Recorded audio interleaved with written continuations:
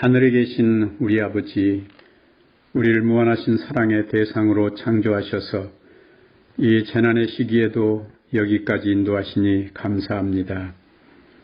날마다 우리의 형편과 처지를 살피시며 때때로 찾아오시는 하나님이 계시니 감사합니다. 이 시간 주님을 뵙기 원하오니 주님의 사랑의 음성을 들려 주시옵소서. 주님을 향한 마음의 눈을 열어 주님을 뵙게 하여 주시옵소서. 그래서 주님을 뵙는 것이 우리의 새로운 희망이요 생명의 순간이 되게 하옵소서. 예수님의 이름으로 기도드리옵나이다. 아멘.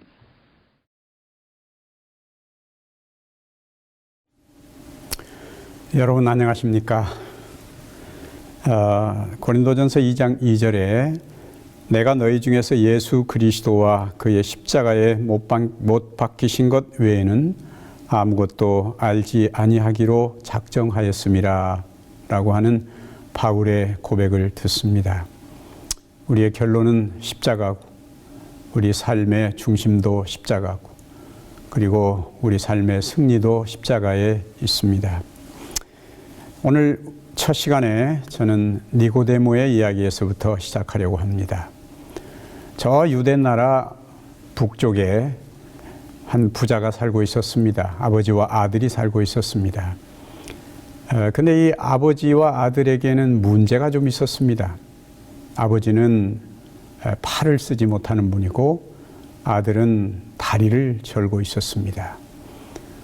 이 아버지는 원래 커다란 연자방앗간을 하고 있었는데 그만 잘못해서 그 팔이 방아에 들어가게 된 것입니다. 그때 뭐 수술을 할 수 있는 것도 아니고 그래서 그만 팔을 못 쓰게 되고 말았습니다.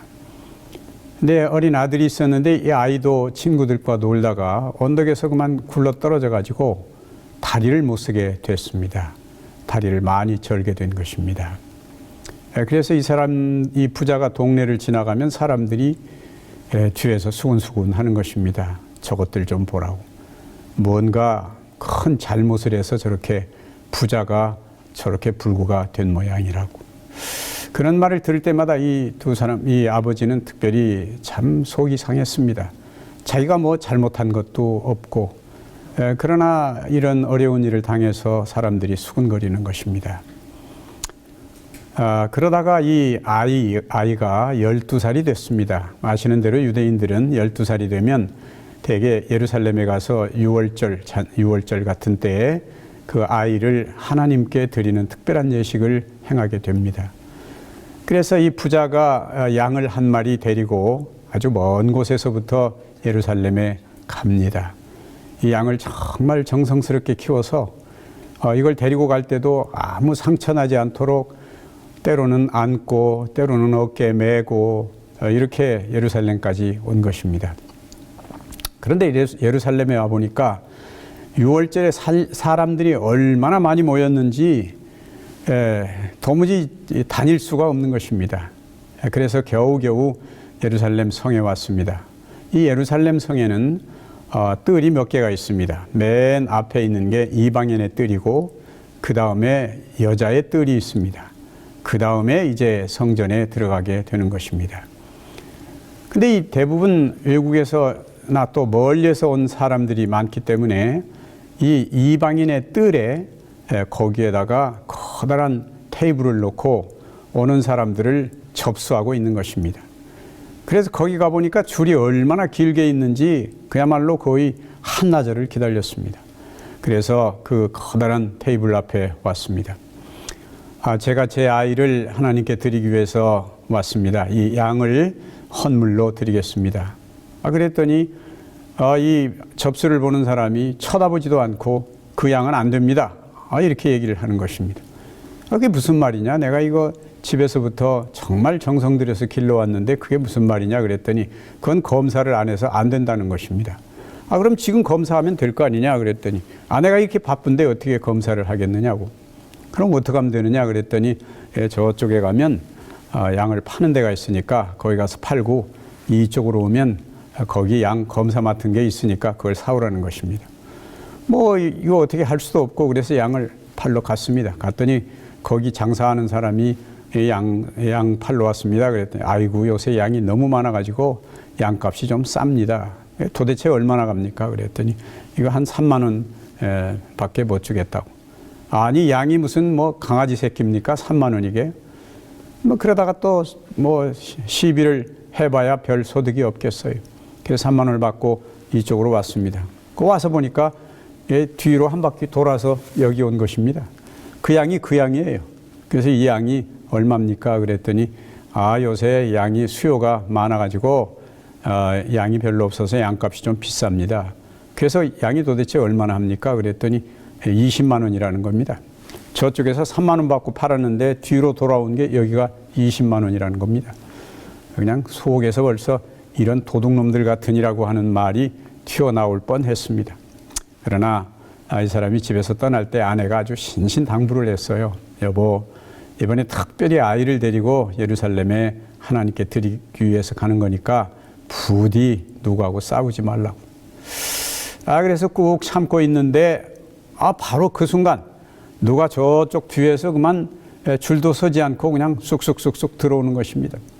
그러더니 거기 커다란 이 테이블에 거기는 또 동전도 아주 많이 있어요. 왜냐하면은 이스라엘에서는 저 밖에서 가지고 온 돈은 헌금으로 드릴 수가 없습니다. 이방인이 만졌기 때문에 헌금으로 드릴 수 없다는 것입니다.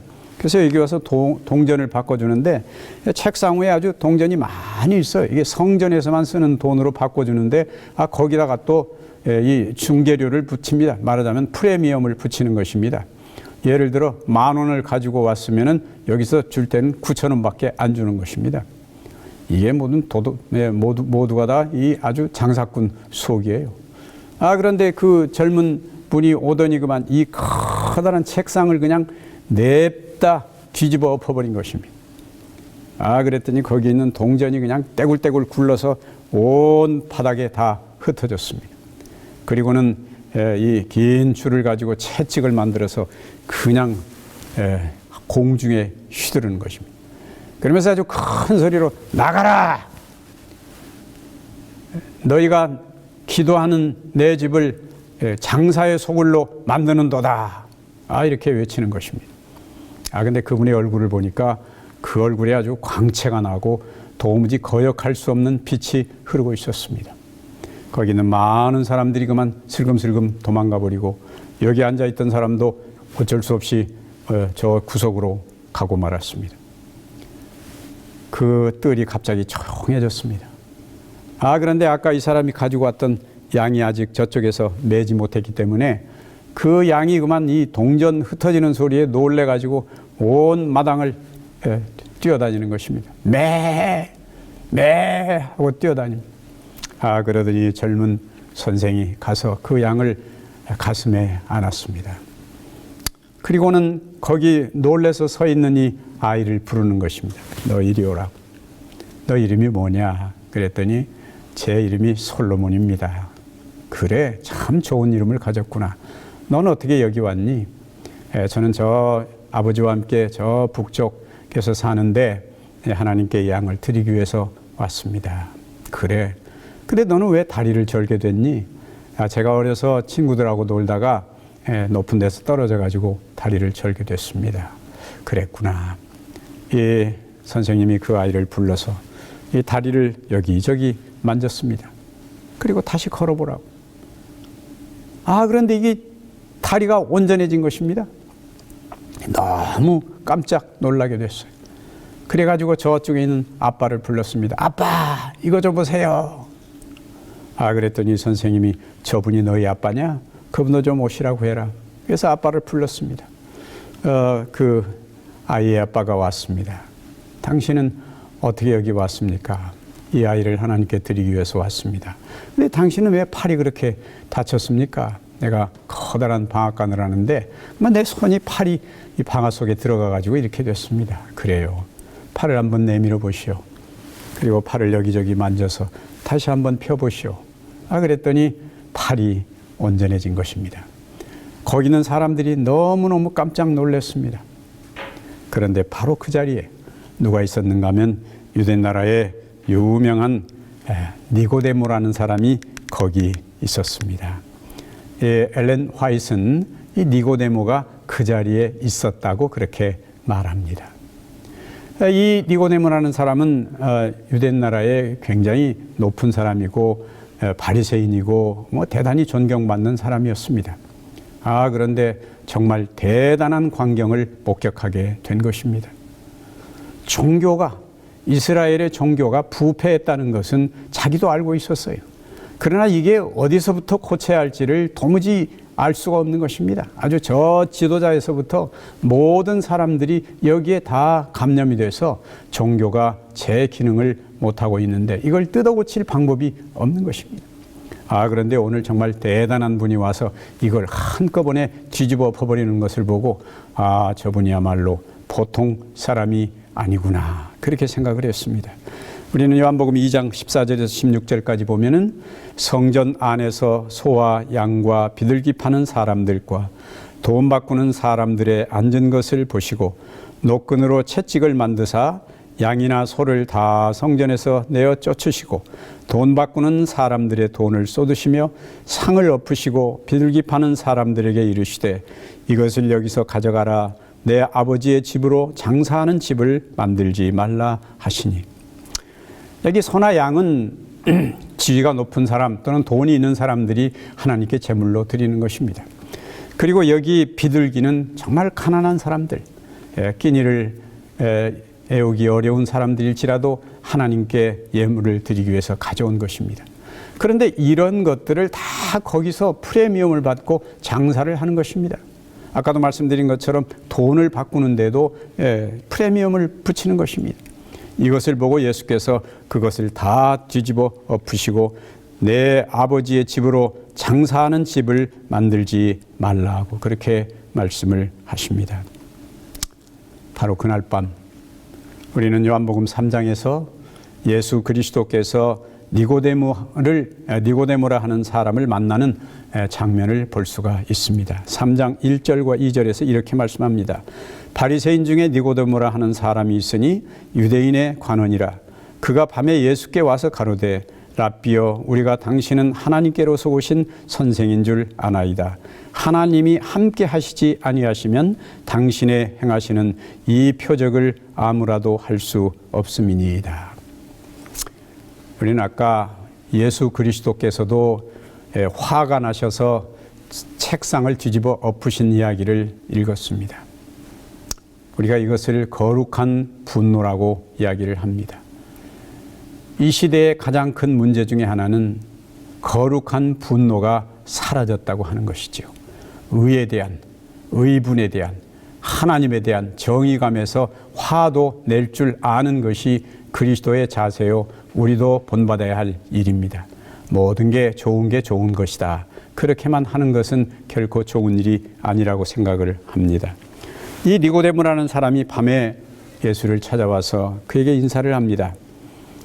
랍비여 우리가 당신은 하나님께로서 오신 선생인 줄 아나이다. 하나님이 함께 하시지 아니하시면 당신의 행하시는 이 표적을 아무라도 할 수 없음이니이다. 하나님께로서 오신 선생, 하나님이 함께 하시지 아니하시면 내가 보니 당신은 하나님이 함께 하시는 분 같습니다. 이 하나님이 함께 하시다는 말을 히브리어로 말하면 임마누엘입니다.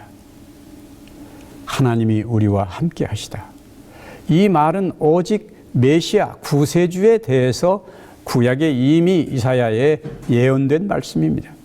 이 니고데모라는 사람은 이 젊은 선생을 보고 그가 하나님이 함께 계시는 사람이다. 혹 메시아일지도 모르겠다는 생각을 한 것입니다. 직접 대놓고 당신이 메시아입니까? 이렇게 묻지는 못했지만 은근히 그걸 돌려서 하나님이 함께 하시는 임마누엘입니까? 그렇게 묻고 있는 것으로 이해가 됩니다. 그런데 여기서 예수께서 바로 이렇게 대답을 하십니다. 요한복음 3장 2절에 예수께서 대답하여 가라사대 진실로 진실로 내게 이르노니 사람이 거듭나지 아니하면 하나님 나라를 볼 수 없느니라. 이 니고데모라는 사람은 밤에 여기를 찾아왔다고 이야기를 합니다. 우리가 잘 아는 대로 이 밤에 찾아온 니고데모는 여러 가지 체면 때문에 그랬을 것입니다. 아마 첫째로는 그가 사내들인 회원이었기 때문에, 높은 사람이었기 때문에, 여기 관원이라는 말은 그 당시에 대개 사내들인 회원 같은 높은 지위에 있는 사람에게 쓰는 말입니다.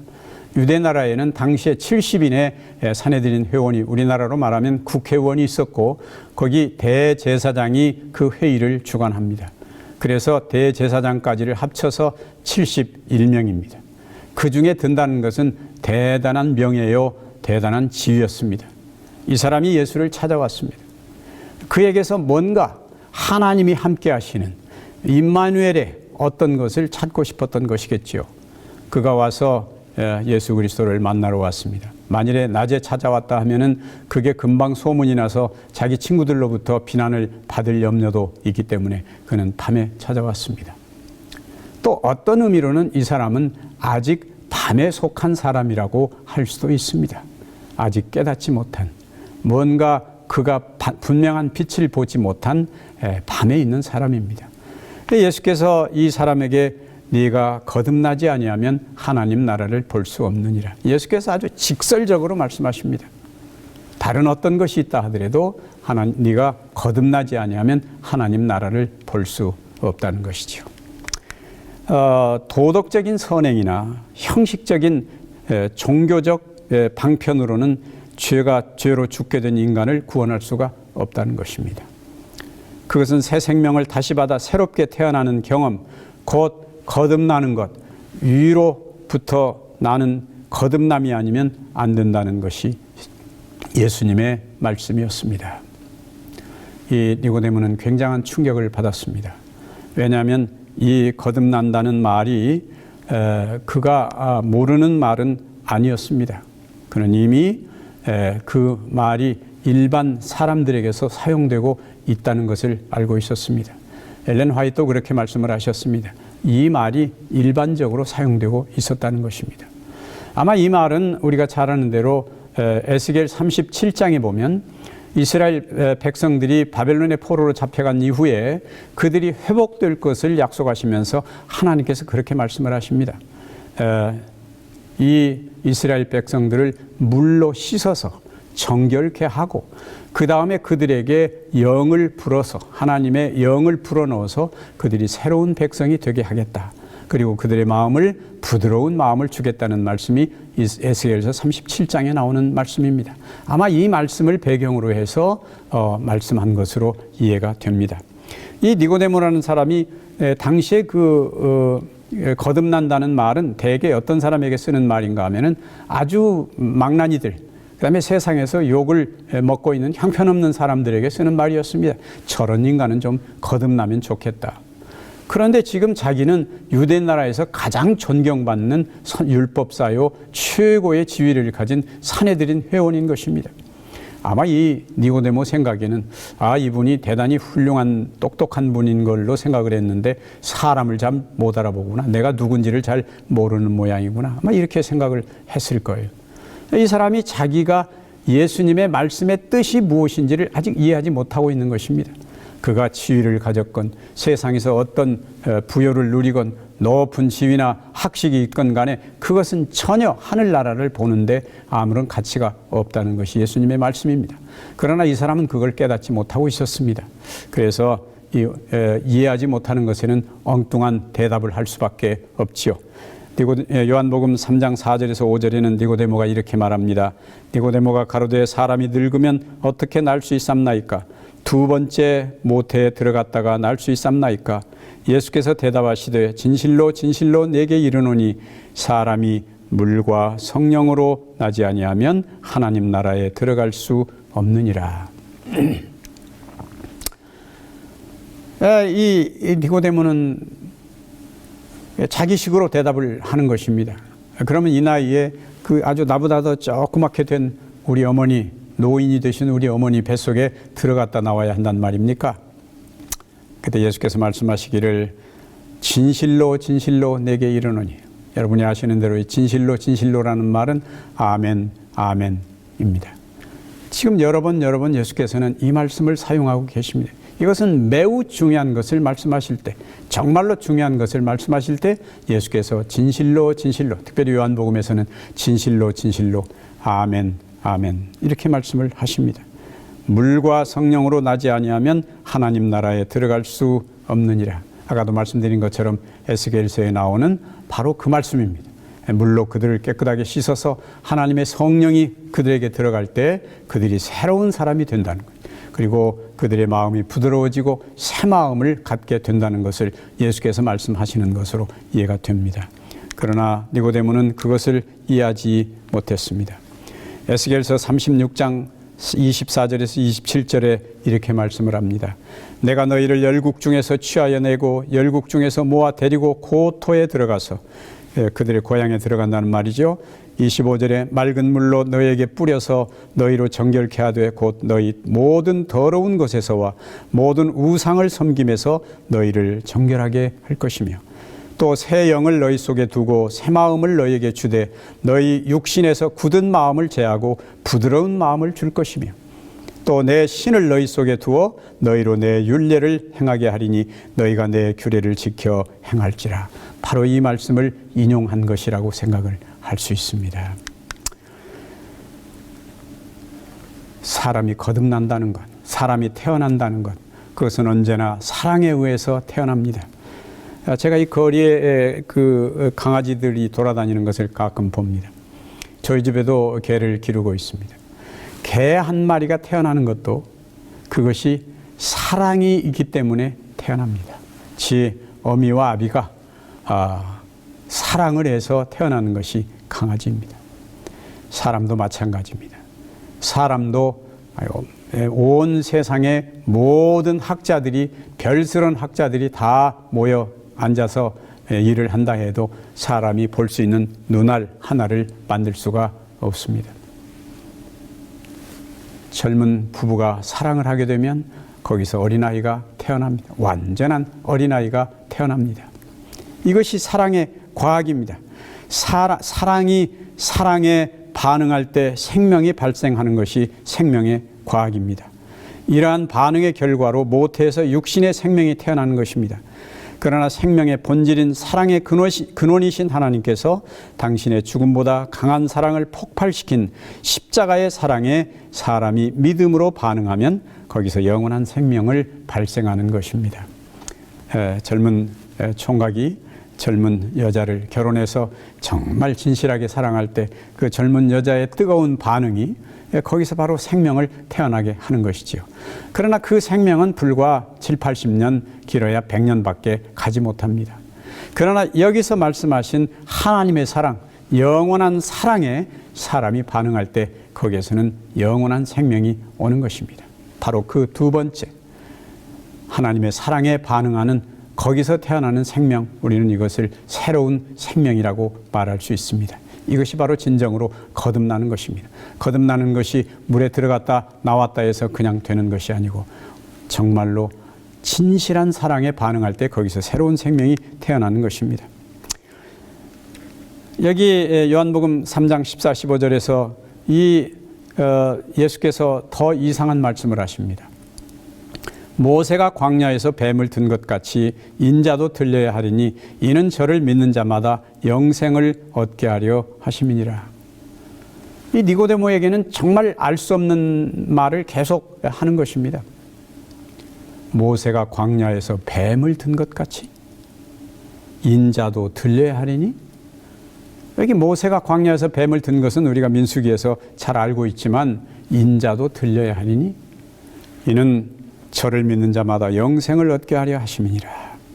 3장 14절 15절에서 이렇게 말씀을 합니다.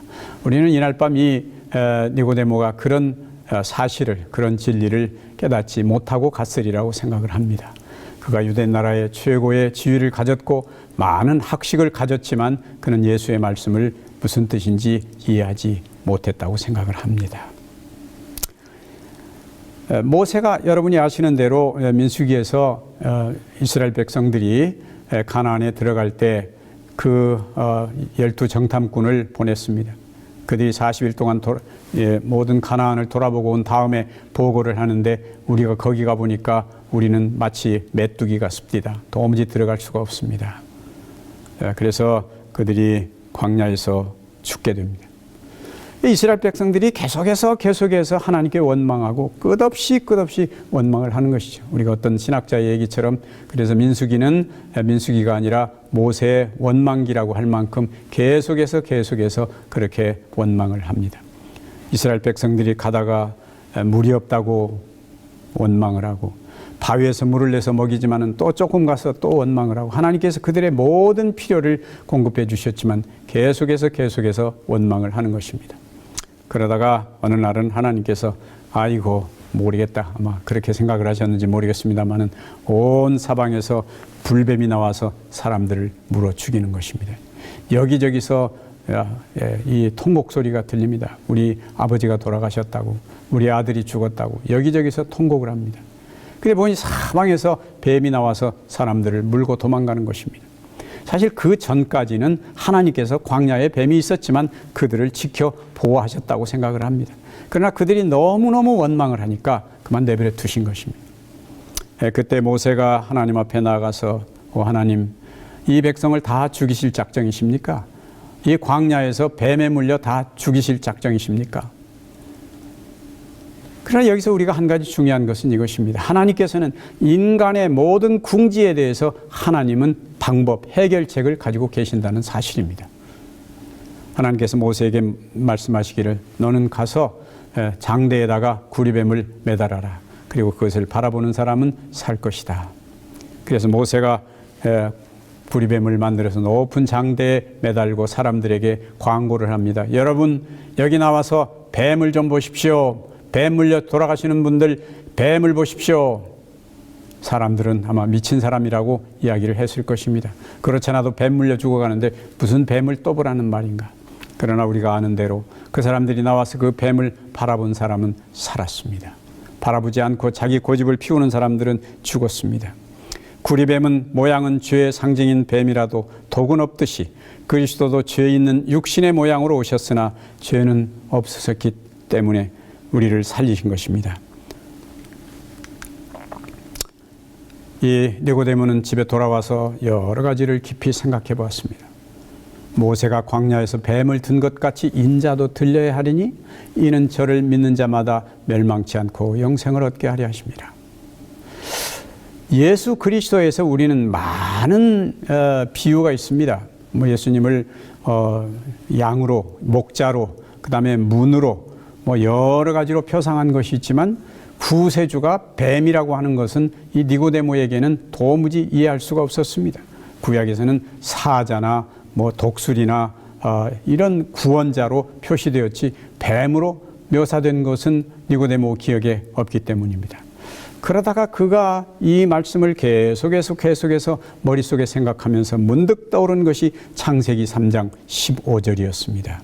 창세기 3장 15절에 내가 너로 여자와 원수가 되게 하고 너의 후손도 여자의 후손과 원수가 되게 하리니 여자의 후손은 내 머리를 상하게 할 것이요 너는 그의 발꿈치를 상하게 할 것이니라 하시고, 그는 이 창세기 3장 15절의 약속에서 뱀이라고 하는 문제를 곰곰 생각하게 됩니다.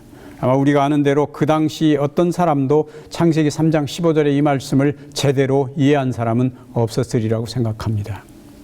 여자의 후손, 뱀의 후손이 서로 싸운다. 이것을 이해한 사람은 별로 없었으리라고 생각을 합니다. 그러다가 이 니고데모가 다시 어느 날 일을 하는데 소식이 들려왔습니다. 예수 그리스도께서 붙잡혀서 사형을 당하게 됐다는 것입니다. 그래서 그는 자기 친구인 아리마대 요셉을 찾아갔습니다. 형님 소식 들었소? 무슨 소식? 그 예수라는 사람이 어젯밤에 잡혀서 재판을 받고 오늘 처형된다며? 그래? 그 착한 사람인 줄 알았는데. 글쎄 말이야.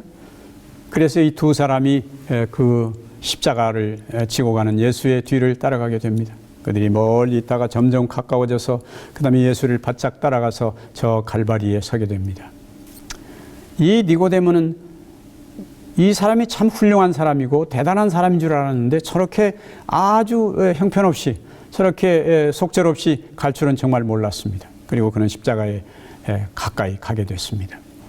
우리가 예수께서 그 십자가에 달리신 것을 여러 가지로 그 그림에서 보고 그럽니다만은 당시에 유대 나라 이스라엘에서 이방인들을 로마 백성들이 로마에서 이방인들을 사형시킬 때 수많은 십자가를 만들었습니다. 어떤 때는 수천 개의 십자가에 한꺼번에 사람을 죽인 적도 있습니다.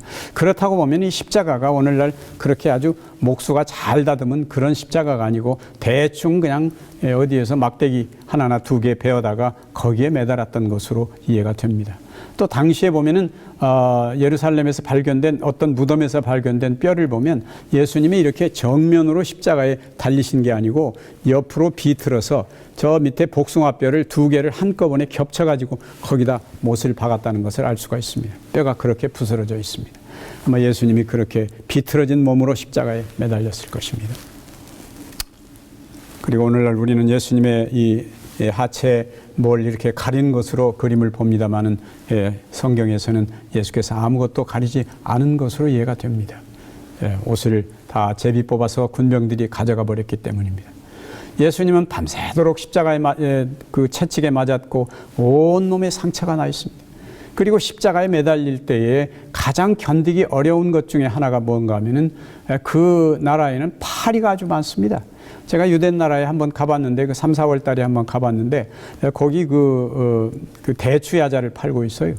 근데 저녁 때가 돼가지고 어둑어둑한데 대추를 이렇게 어떤 할머니가 팔고 있는 걸 보니까 이 대추야자가 그만 움직이는 것입니다. 어떻게 대추야자가 움직이나 하고 봤더니 거기에 그만 파리가 얼마나 많이 붙어 있는지 대추야자가 움직이는 것처럼 보여요. 막 그 당시 예수께서 온몸에 상처를 입으시고 십자가에 매달리셨을 때에 아마 온 동네 파리가 다 달라들어서 그 피가 흐르는 곳마다 그 피를 빨고 있었을 것입니다. 도무지 견딜 수 없는 것입니다. 피를 빠는 파리떼들. 그리고 예수께서 십자가 위에 매달려 계십니다. 아마 예수님은 거기에서 몸을 비틀었을 것입니다. 발가벗은 몸으로, 온몸에 상처난 몸으로 몸을 비틀니다. 근데 바로 니고데모가 그 밑에 서서 그것을 보면서 갑자기 머릿속에 뱀이다. 뱀처럼. 마치 자기들이 어려서 길 가다가 뱀을 잡았을 때 뱀이 꿈틀거리면서 죽어가는 모습을 연상시키는 그 모습이 바로 예수님의 모습이었습니다. 그것을 보자 갑자기 그 말이 떠올랐습니다. 모세가 광야에서 뱀을 든 것 같이 인자도 들려야 하리니 이는 저를 믿는 자마다 영생을 얻게 하려 하심이라. 그리고 그의 머리에 갑자기 이사야 53장 4절에 있는 말씀이 떠올랐습니다. 그는 실로 우리의 질고를 지고 우리의 슬픔을 당하였거늘 우리는 생각하기를 그는 징벌을 받아서 하나님께 맞으며 고난을 당한다 하였노라. 그가 찔림은 우리의 허물을 인함이요 그가 상함은 우리의 죄악을 인함이라. 그가 징계를 받음으로 우리가 평화를 누리고 그가 채찍에 맞음으로 우리가 나음을 입었도다. 우리는 다 양 같아서 그릇 행하여 각기 제 길로 갔거늘 여호와께서는 우리 무리의 죄악을 그에게 담당시키셨도다. 시대의 소망 755페이지는 이렇게 말씀을 했습니다. 죄를 짊어지신 그분은 거룩한 공의의 진노를 건지시고 그대를 위하여 죄 그 자체가 되셨다. 죄 그 자체가 되셨다. 예수님은 우리를 위하여 그 죄 그 자체가 받아야 할 형벌을 받고 계신 것입니다. 니고데모는 그 광경을 보면서 아, 이분이야말로 그가 말씀하신 인자가 들려야 하리니 이는 저를 믿는 자마다 영생을 얻게 하려 하심이라고 말씀하셨던 그 구세주라는 것을 깨닫게 되었습니다. 예언신의 와이프님께서 이렇게 말씀했습니다. 십자가 위에 높이 달리신 구주를 끊임없이 바라보는 자는 능변으로 모든 과학적 설명을 늘어놓는 것보다 모든 더러운 것으로부터 마음과 정신을 더욱 정결케 할 것이다. 우리 삶에서 십자가를 바라보는 것. 이 니고데모는 바로 그 십자가 앞에서 이는 진실로 하나님의 아들이었도다 라는 고백을 하게 됩니다. 위대한 하나님의 사랑. 사람의 죄를 위해서 하나님께서 보내신 그 아들이 인류의 모든 죄를 대신해서 십자가에서 죽음을 당하시는 광경을 보고서 하나님의 사랑이 얼마나 진하고 얼마나 높은 것인가를 이해하게 됩니다. 십자가 없이는 엘렌 화이트의 원고 4권 121페이지 이런 말씀을 했습니다. 십자가 없이는 사람이 하나님과 연합할 수 없다. 그 위에 우리의 모든 소망이 놓여 있다. 그로부터 구세주의 사랑의 빛이 비친다. 십자가의 발 앞에서만 죄인이 그를 구원하시기 위해서 돌아가신 분을 바라보게 된다. 그래서 기쁨이 충만하게 될 것이다. 거기서 그의 모든 죄가 용서받았기 때문이다. 십자가 앞에 믿음으로 무릎을 꿇을 때 그는 인간이 도달할 수 있는 최고의 경지에 도달하게 된다. 십자가 앞에 믿음으로 무릎을 꿇을 때 그는 인간이 도달할 수 있는 최고의 경지에 도달하게 된다. 사랑하시는 여러분, 우리에게는 여러 가지 자랑하고 싶은 것도 많이 있습니다. 뭔가 가진 것 같고 오랫동안 신앙을 하고 목회를 하고 교회에서 장로로 수십 년간 봉사하고, 그러나 예수께서 말씀하시기를 네가 거듭나지 아니하면 하나님 나라를 볼 수 없느니라고 말씀을 하십니다. 네가 거듭나느냐, 이것이 구원의 가장 중요한 문제인 것입니다. 오직 그리스도의 십자가 앞에서, 하나님의 위대한 사랑 앞에서만 우리는 다시 거듭나고 다시 거듭날 수 있습니다. 그 십자가의 사랑을 볼 때 내가 어떠한 죄인이며 하나님께서 나를 위해서 어떠한 희생을 치르셨는지를 알게 되는 것입니다. 헨리 라이트라고 하는 사람은 목사였습니다. 독일의 목사였습니다. 그가 한 번은 자기와 젊었을 때 자기 친구인 목사가 거의 병이 들어서 죽게 되었다는 이야기를 들었습니다. 그래서 급히 거기에 갔습니다. 근데 갑자기 자기가 많은 공부를 하고 많은 걸 안 것 같았는데 자기 죽어가는 친구를 위해서 아무 할 말이 없는 것입니다.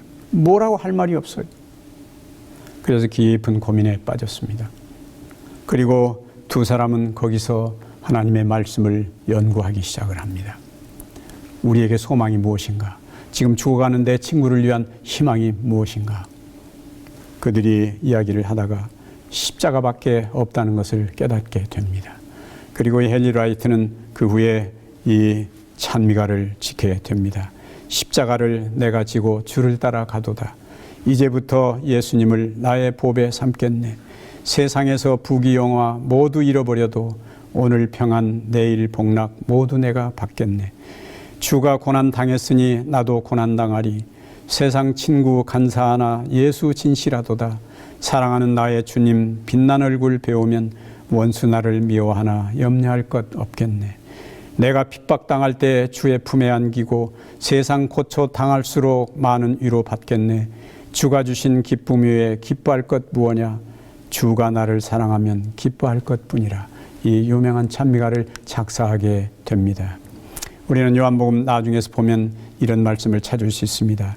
이 니고데모는 예수님을 만나고 난 이후에도 예수님에 대한 생각을 지울 수 없었습니다. 그래서 한 번은 예수를 재판에 넘겨 죽이자고 하는 의논이 있을 때 산헤드린에서 이렇게 발언을 합니다. 요한복음 7장 50절 51절에 보면 그 중에 한 사람 곧 전에 예수께 왔던 니고데모가 저에게 말하되 우리 율법은 사람의 말을 듣고 그 행한 것을 알기 전에 판결하느냐. 예수님의 재판을 막았던 사람입니다. 그리고 다시 한번 니고데모가 나옵니다. 마태복음 27장 54절에 여기 아까 십자가 앞에서 고백했던 이야기를 하면서 이렇게 말합니다. 백부장과 및 함께 예수를 지키던 자들이 지진과 그 되는 일들을 보고 심히 두려워하여 가로되 이는 진실로 하나님의 아들이었도다 하더라. 아마 니고데모도 거기 있었으리라고 생각을 합니다. 또 요한복음 19장 39절에 일찍 예수께 밤에 나와왔던 니고데모도 모략과 침향 섞은 것을 100근쯤 가지고 온지라. 예수님이 십자가에 달려 돌아가셨습니다. 그는 그 앞에서 아무 할 일이 없었지만 그가 진실로 하나님의 아들이었다는 고백을 하게 됩니다. 그리고 예수님이 운명하신 다음에 빌라도에 가서 예수님의 시체를 달라고 합니다. 당시에는 아무나 그렇게 할 수가 없었습니다. 그러나 그는 산헤드린 회원이었기 때문에 빌라도에게 가서 이 시체를 내가 장사할 테니 달라. 그 당시에 그렇게 십자가형에 죽은 사람들은 대개 저 밑에 예루살렘 밑에 있는 그 흰놈의 골짜기, 거기 쓰레기통에다 갖다 시체를 버리는 것이 당시에 늘 하던 일이었습니다. 예수님도 그렇게 될 수도 있었던 것입니다.